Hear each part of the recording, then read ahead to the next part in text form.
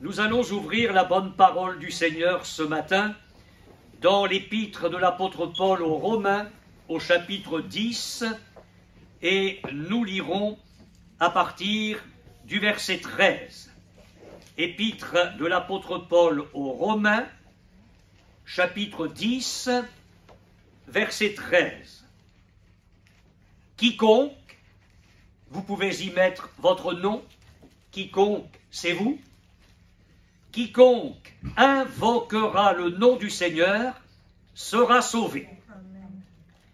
Et ensuite, par l'intermédiaire de l'apôtre Paul, le Saint-Esprit pose toute une série de questions très pertinentes. Les unes sont liées aux autres. Comment donc invoqueront-ils celui en qui ils n'ont pas cru? Et comment croiront-ils en celui dont ils n'ont pas entendu parler? Et comment en entendront-ils parler s'il n'y a personne qui prêche? Et comment y aura-t-il des prédicateurs s'ils ne sont pas envoyés? Selon qu'il est écrit, qu'ils sont beaux les pieds de ceux qui annoncent la paix, de ceux qui annoncent de bonnes nouvelles. Mais tous n'ont pas obéi à la bonne nouvelle. Aussi Ésaïe dit-il, « Seigneur, qui a cru à notre prédication ?» Et voilà le verset qui sert de thème pour notre message ce matin. « Ainsi, la foi vient de ce qu'on entend, et ce qu'on entend vient de la parole de Christ. » J'aimerais vous parler ce matin des quelques étapes à franchir ou des quelques conseils de Dieu à serrer dans nos cœurs pour posséder la foi et pour la développer quand on la possède un peu. Si aujourd'hui il y a ici quelqu'un qui n'a pas du tout la foi, alors j'aimerais l'encourager en disant que la foi peut venir. Amen. Et pour les croyants qui par définition ont la foi, quel que soit le degré de cette foi, elle peut se développer. Amen. Elle peut devenir plus grande. Vous allez découvrir qu'il y a des étapes à franchir, ou encore, je le répète, des conseils de la part du Seigneur à retenir dans nos cœurs. Je vais vous dire d'emblée quelque chose de très surprenant. Dans un premier temps, vous ne serez peut-être pas d'accord avec moi. La foi, en tant que telle, n'existe pas. Vous allez dire, mais qu'est-ce qu'il nous raconte? Si je dis la foi, excusez-moi, ça ne veut rien dire. La foi, en tant que telle, n'existe pas. J'aimerais que ce matin, nous fassions ensemble une petite expérience. Les enfants peuvent participer, et les jeunes aussi. Si je vous montre cette feuille, vous le voyez jusqu'au fond? Non, mais je ne parle pas des taupes, je parle de ceux qui voient normalement. Alors, maintenant, que voyez-vous? Vas-y. Un trait. Qui voit autre chose que ça? Non, non, non, non, c'est pas un piège, je vous demande ce que vous voyez là. Oui, mais là, il y a quelque chose là. Une ligne verticale. C'est tout? Vous n'avez pas d'avis? Oui, non, mais je ne parle pas de la couleur, hein, je vous parle de ce que vous voyez, indépendamment de la couleur. C'est une mesure parce qu'elle est pas... Comment? C'est pas toute la feuille, c'est qu'une feuille. Non, non, non, je vous demande simplement ce que vous voyez là, ce que c'est que ça. J'ai du mal à me faire comprendre, on parle mal ce matin. J'ai entendu un trait vertical, j'ai entendu... Des caractères. Des lettres et des chiffres. Oui, hein, bon, en tout cas, là, ce qu'on sait tout de suite, c'est qu'on n'est pas tous d'accord. Hein. Chacun voit un petit peu ce qu'il veut. Vous êtes d'accord avec ça? Maintenant, si je vous montre ça. 10. On est bien d'accord? Parce que il y a toujours le trait, mais on y a ajouté ça, et ça fait 10. Donc vous remarquez que là, ce qu'on voyait là tout à l'heure, où il y en avait pour tout le monde, un trait, une barre, d'un seul coup, ça devient un chiffre. Vous êtes bien d'accord? Là, ça se précise, on est tous d'accord, c'est un 10, donc ça, tout à l'heure, on ne savait pas du tout, ça partait dans toutes les directions, maintenant, c'est clair que c'est un 1.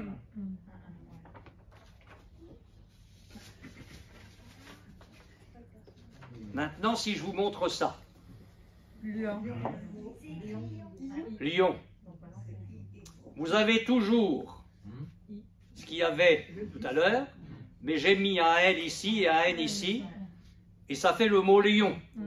C'est-à-dire que la barre, au début, on ne savait pas trop ce que c'était. La même barre est devenue un chiffre. Tout le monde était d'accord là-dessus. Et maintenant, tout le monde est d'accord que sans rien toucher à cette barre-là, elle devient une lettre. Ça, c'est la foi. Si je dis la foi, mais c'est quoi ça? C'est quoi? Alors certains y ajoutent quelque chose. La foi en ceci, la foi en telle personne. Et suivant ce qu'on va mettre derrière ou à côté, ça va prendre une certaine direction. Et d'autres vont rajouter encore d'autres choses. Et ça ne sera plus la même foi. On ne parlera pas de la même chose. Parce qu'en définitive, et c'est là où j'attire votre attention ce matin, c'est que, je le répète, le trait est devenu un chiffre et il est devenu une lettre, en fonction de ce qu'on met, de ce qu'on ajoute à côté, devant ou derrière. Eh bien, il en est ainsi de la foi. Tout dépend de son fondement. Tout dépend de son objet. Tout dépend de ce qu'elle espère. Et c'est pourquoi je vous ai dit tout à l'heure que la foi, en tant que telle, n'existe pas. La foi, ça ne veut rien dire. Maintenant, si vous me dites, oui, je crois en ceci, je crois en cette personne-là, ma foi, elle repose sur tel fondement, là, ça veut dire quelque chose. Si j'ai la foi en Jésus-Christ, ça veut dire quelque chose. Si j'ai la foi en Bouddha ou la foi en Krishna, on parle toujours de foi. Mais ce n'est pas la même chose. Tout dépend de ce qu'on met autour de ça. Et je pense que les choses deviennent plus claires pour chacun de nous. Vous relirez votre Bible et vous verrez que le Seigneur ne parle jamais de la foi seule. Si dans un verset, vous trouvez seulement le mot foi, il faut lire ce qui est avant ou lire ce qui est après, replacer le verset dans le contexte et vous verrez que Dieu ne parle jamais de la foi en tant que telle. Mais la foi est rattachée à Dieu. Elle est rattachée au Saint-Esprit. Elle est rattachée, à Jésus. Elle est rattachée à la parole de Dieu. Elle nous montre ce que nous devons croire, ce que nous devons espérer. Il y a des choses autour qui sont les choses de Dieu et qui nous permettent d'avoir une idée très claire, très précise de la foi que le Seigneur attend dans notre cœur. Je m'adresse à des chrétiens convaincus. Vous savez l'importance de la foi dans nos cœurs. La parole de Dieu dit, sans la foi, il est impossible d'être agréable à Dieu. Impossible. Quoi que nous fassions d'autre, quoi que nous disions d'autre, quels que soient les sacrifices que nous pouvons faire, les œuvres que nous pouvons faire, sans la foi, il est impossible d'être agréable à Dieu. La Bible me dit que ceux qui s'approchent de Dieu doivent croire que Dieu existe et qu'il récompense ceux qui le cherchent. La foi est indispensable pour tout. Indispensable pour le salut de notre âme. C'est par grâce que nous sommes sauvés, Amen. par le moyen de la foi. Nous ne sommes pas sauvés par la foi. Nous sommes sauvés par la grâce. La foi, c'est le moyen de saisir ce par quoi je peux être sauvé. Dieu me fait grâce. Et la foi va être le moyen de saisir cette grâce, de recevoir cette grâce. La foi est indispensable pour la guérison de mon corps. La foi est indispensable pour l'exaucement de mes prières. La foi est indispensable pour le baptême du Saint-Esprit. La foi est indispensable pour l'exercice des dons spirituels. La foi est indispensable pour toute ma marche chrétienne. Il y a 6 étapes sur le chemin de la foi. Nous n'aurons pas le temps de les voir toutes ce matin, mais nous allons faire quelques pas ensemble. La première étape, me semble-t-il, c'est d'être sincère. Un incrédule, un athée sincère peut parvenir à la foi. Si je ne crois pas du tout, je peux parvenir à la foi. Par contre, la mauvaise foi est un poison violent dans le cœur, un poison qui, à moins d'être rejeté, me barre le chemin de la vraie foi. Il faut que je retire ce venin de mon cœur pour parvenir à la foi véritable.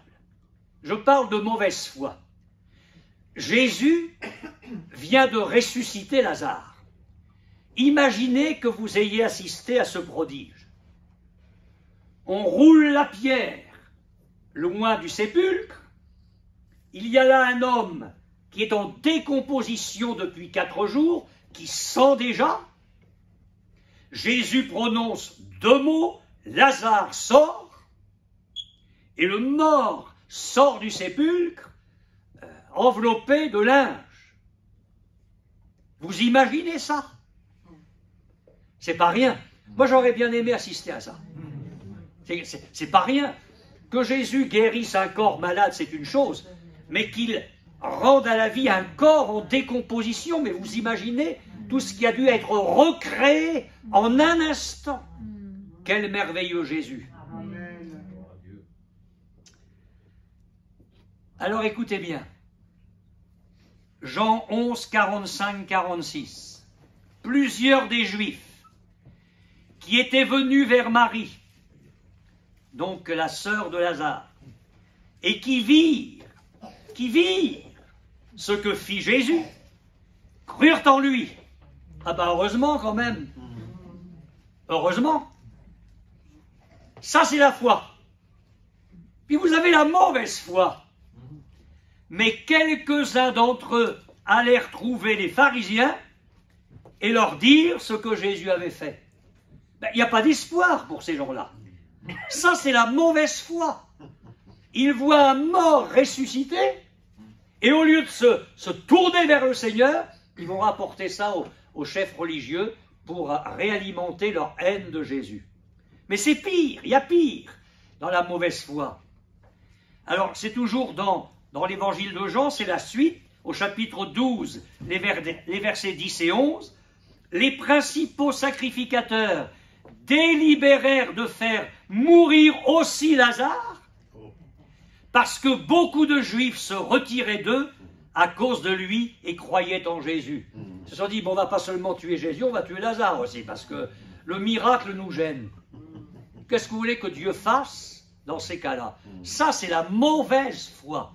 Et quand la mauvaise foi est dans un cœur, il est impossible de parvenir à la foi. Le cœur n'est pas sincère. Beaucoup connaissent ce témoignage mais pour ceux qui ne le connaîtraient pas, je vais le redire ce matin. C'est lorsque nous étions en Haute-Normandie, nous avions le vendredi soir une réunion d'études bibliques, et un foyer qui avait entendu parler des réunions est venu à cette réunion. Et à la fin de la réunion, ce couple a pris contact avec nous, les pasteurs, et cet homme était atteint d'un cancer généralisé des os.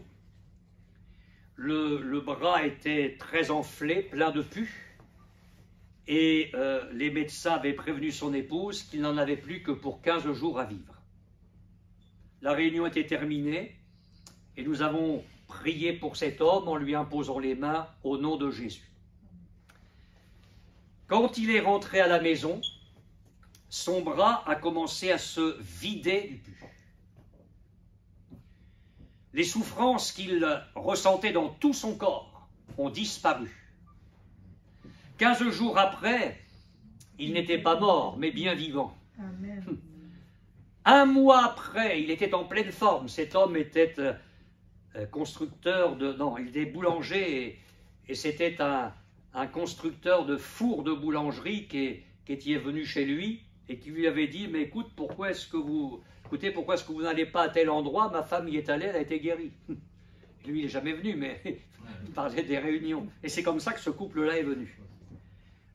Donc le médecin vient 1 mois après et le fait rentrer tout de suite à l'hôpital. Non pas parce que ça allait mal, mais parce que ça allait trop bien. Il disait, mais c'est pas normal. Alors je vous passe les détails, mais cet homme a subi une batterie d'examens de la tête aux pieds, de tout.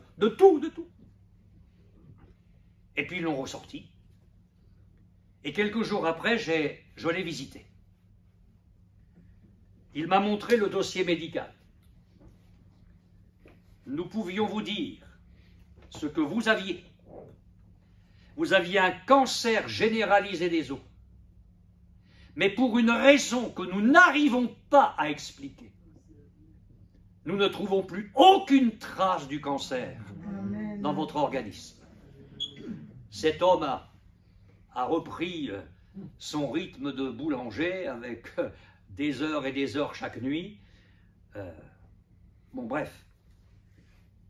Alors je lui ai dit maintenant, où est-ce que vous en êtes? Bah, m'a-t-il dit, je crois bien qu'il y a quelque chose au-dessus de moi.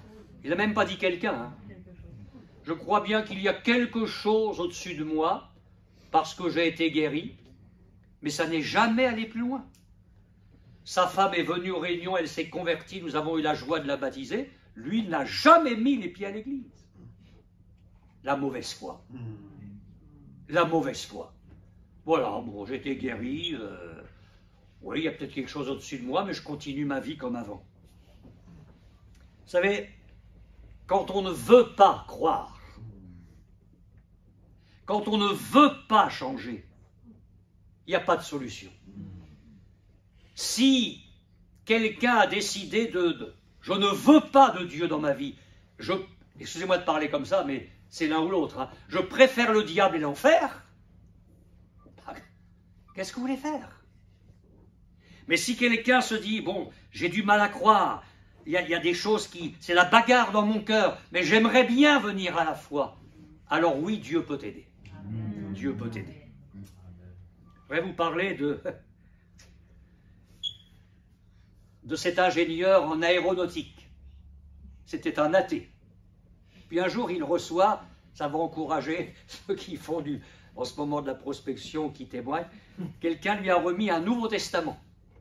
Alors voilà notre ingénieur en aéronautique qui arrivait chez lui, commence Matthieu 1. Un tel engendra un tel, un tel engendra un tel, un tel engendra un tel.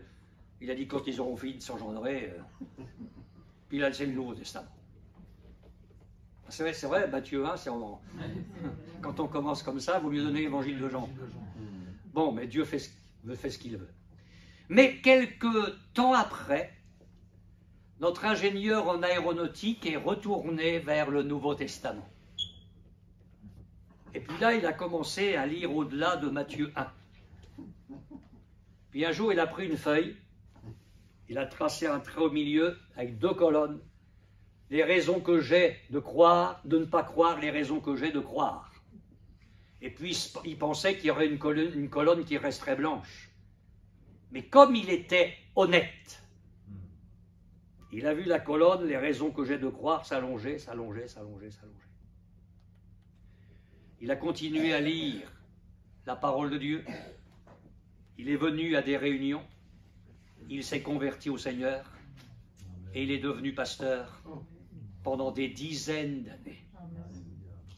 Vous savez, si nous sommes décidés à nous laisser convaincre, Dieu nous convaincra. Si nous sommes décidés à laisser Dieu nous fortifier dans la foi, si nous en avons un peu, Dieu nous fortifiera. J'aimerais vous donner un deuxième conseil, c'est de défricher votre cœur. Le prophète Osée a dit ceci, chapitre 10, verset 12, « Semez selon la justice, moissonnez selon la miséricorde, défrichez-vous un champ nouveau, il est temps de chercher l'Éternel jusqu'à ce qu'il vienne et répande pour vous la justice. » Je ne serai pas long sur ce point. Vous savez que Jésus a comparé notre cœur à un terrain. Un terrain dans lequel poussent toutes sortes de semences. De toute manière, il poussera quelque chose. Dans un terrain, il pousse toujours quelque chose. Soit de la bonne semence, soit toutes sortes de choses plus ou moins bonnes. Et on connaît la parabole du semeur.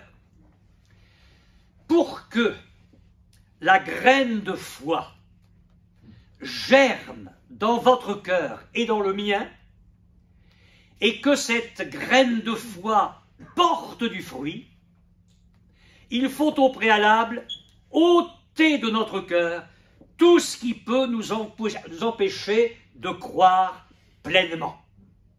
Sinon, cette graine de foi va se trouver enserrée, encerclée et étouffée par les mauvaises choses qu'il y a dans le cœur.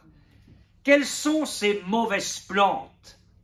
Le doute, les craintes. Jésus a dit à un père de famille, ébranlé dans son âme parce que sa fille venait de mourir, Jésus a dit, ne crains pas, crois seulement. Il fallait sortir du cœur ce poison, cette mauvaise graine qui est la crainte.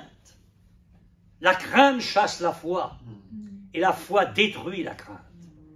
Ne crains pas, crois seulement.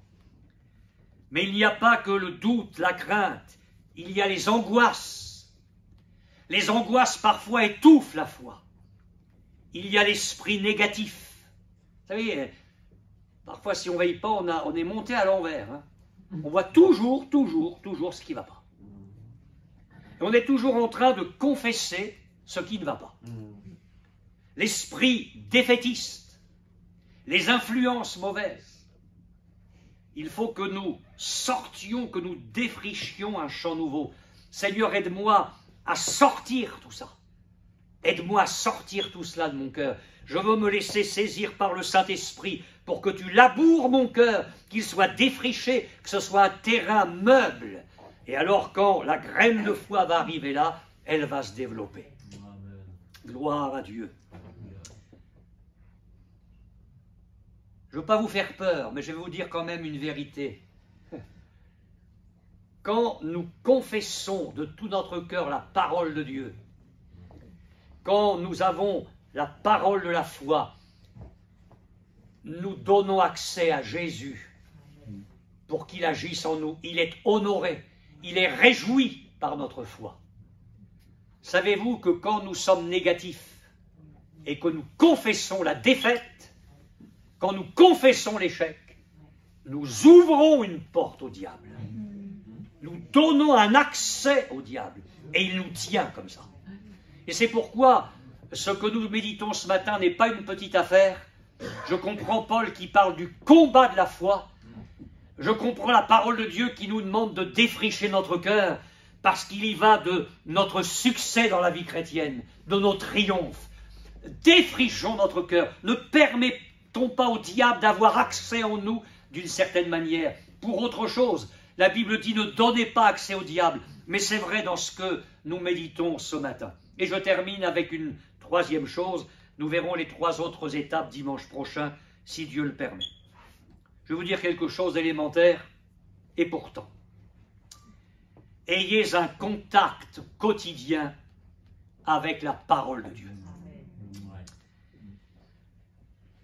Avez-vous remarqué ce que nous avons lu ce matin? La foi vient de ce qu'on entend, et ce qu'on entend vient de la parole de Christ. La lecture de la parole de Dieu est une manière d'entendre. Alors je vous dis, lisez, mes frères et sœurs, lisez votre Bible chaque jour. Non pas pour vous débarrasser de la lecture et partir vivre votre journée. Prenez le temps de rencontrer Dieu au travers de sa parole chaque jour. Et puis venez aux réunions, puisque la parole de Dieu y est prêchée. Si je ne croyais pas ça, je ne vous prêcherais pas ce matin, mais je crois que ce que je suis en train de dire peut vous aider dans la foi.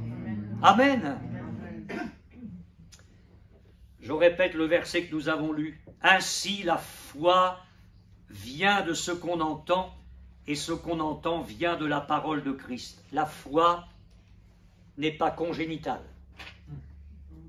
Aucune sage-femme, aucune, n'a vu un bébé arriver au monde avec une Bible sous le bras.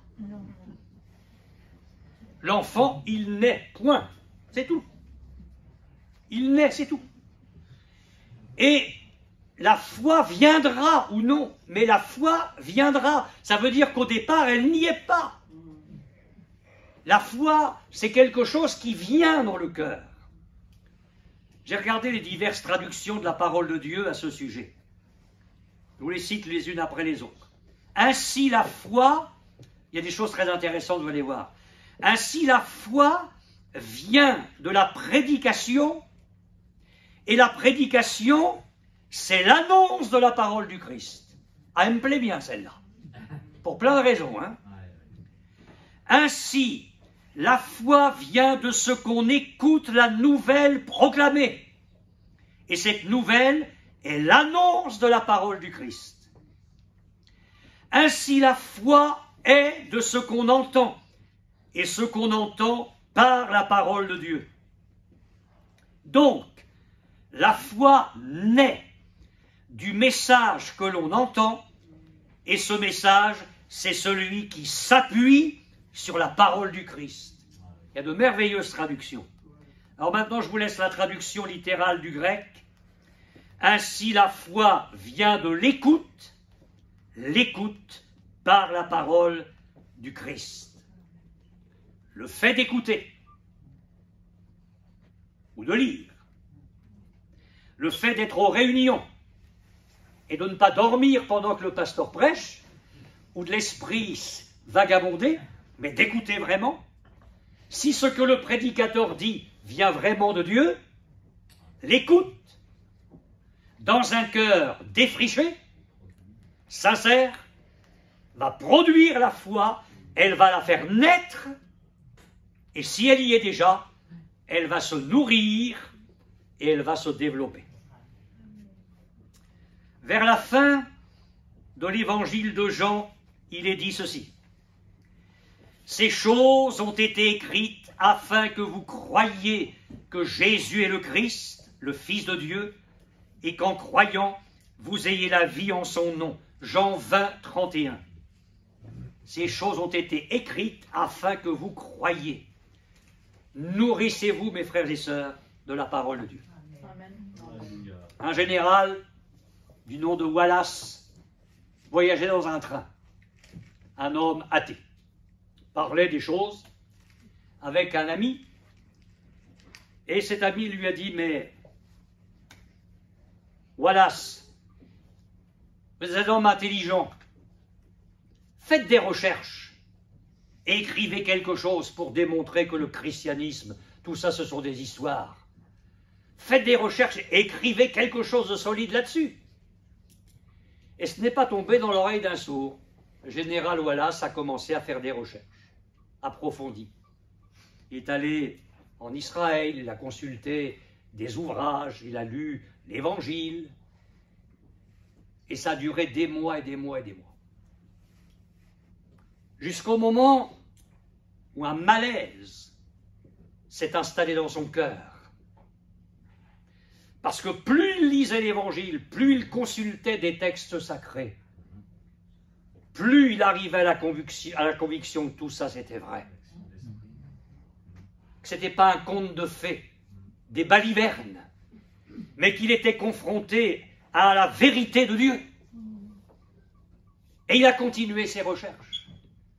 Et un jour, n'y tenant plus, il s'est levé de son bureau, il s'est mis à genoux dans la pièce où il travaillait, criant à Dieu, demandant à Dieu pardon pour ses péchés et recevant Jésus comme son sauveur. Qu'est-ce qu'il allait faire de tout son travail, de ces mois et ces mois de recherche intense?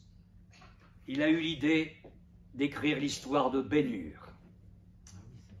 Et l'histoire de Ben-Hur a été écrite par le général Wallace qui, au départ, voulait prouver que l'évangile, le christianisme, tout ça, c'était des histoires, mais qui est arrivé à la foi véritable par le contact avec la parole de Dieu.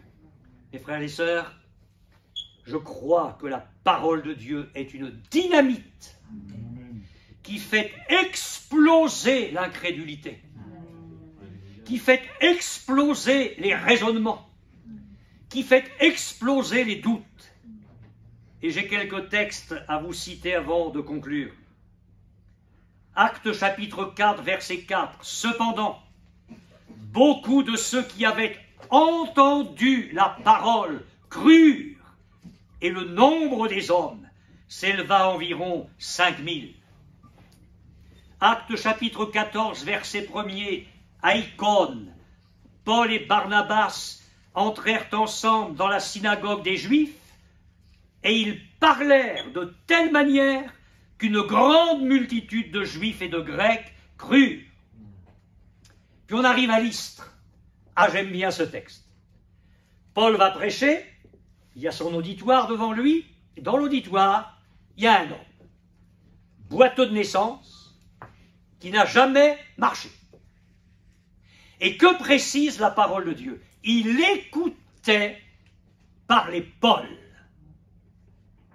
Un homme infirme, boiteux, incurable, il n'a jamais marché. Mais il écoute parler Paul.